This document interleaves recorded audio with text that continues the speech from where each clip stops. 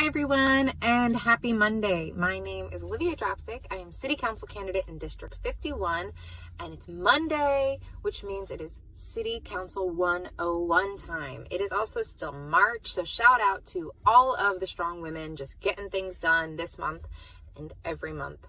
So the last 2 weeks we've been talking about New York City's humongous, often bloated budget. We were talking in the first week just about the parts of the budget. There are 5, and then about its timeline from July to June. And so now we're going to talk about where does the City Council actually come in, because this is a huge role that the City Council plays, and this is a huge responsibility that City Council members have. So, City Council and their members are going to review all versions of the budget. So we said in January, the mayor puts out a preliminary budget. City council members have access to it, take a look at it.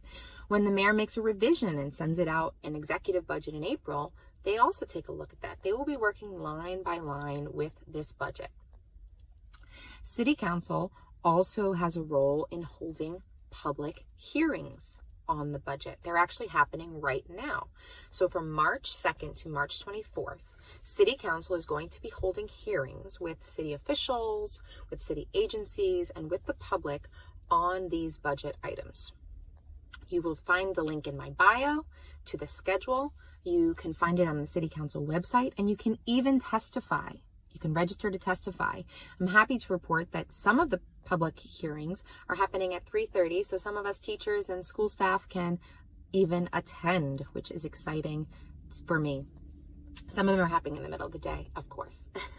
So, public hearings, city agencies, city officials, they're coming to these hearings, and this is where those committees come into play.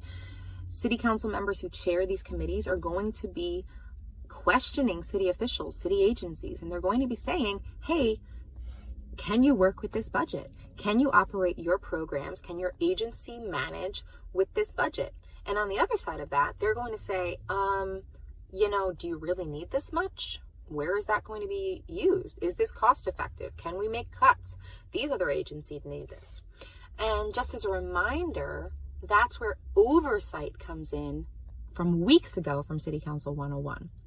Remember, we said that city council members, especially those that chair committees, can call agencies for oversight. This is where they call that agency in for a special hearing, an oversight hearing, and an oversight meeting where they say, what are you doing? Are you working effectively for everyone in every district? And this is going to be huge for a budget because we will not continue to stream funds into an agency that is not using it effectively. And I'm sure as we're talking about that, all of you watching can think of a few that aren't and don't historically. And so are our city council members really holding these city agencies accountable? And on the other side, of course, we always want to see both sides. Are they reaching out to agencies that are historically underfunded and under-resourced and saying, hey, what can we do for you? What could your programs really look like if we funded you fully?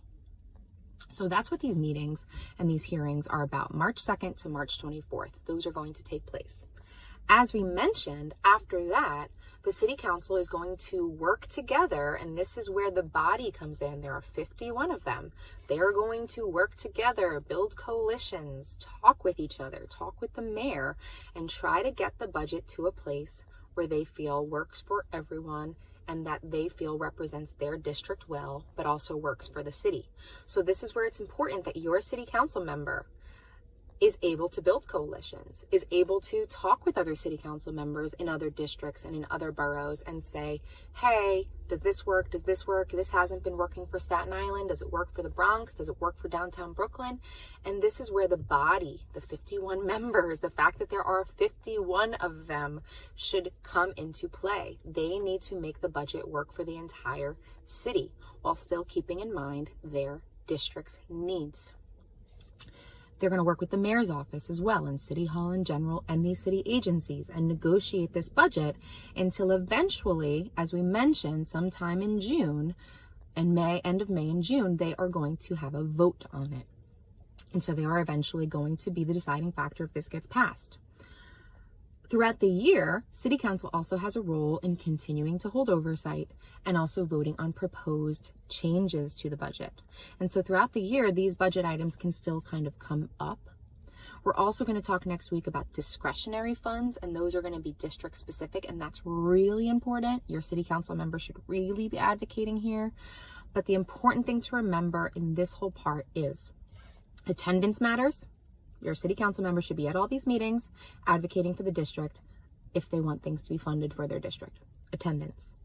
City Council members who are chairs should be holding oversight meetings actively throughout the year to hold these city agencies accountable, and then holding these hearings in March to make sure city agencies are working for everyone.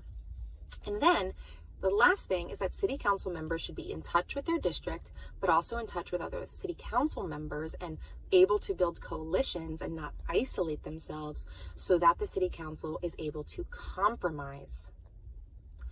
Wherever you're watching this from, Staten Island, Brooklyn, Bronx, Queens, Manhattan, this should matter to you. Thank you for watching. As always, thank you. Have a wonderful, wonderful week.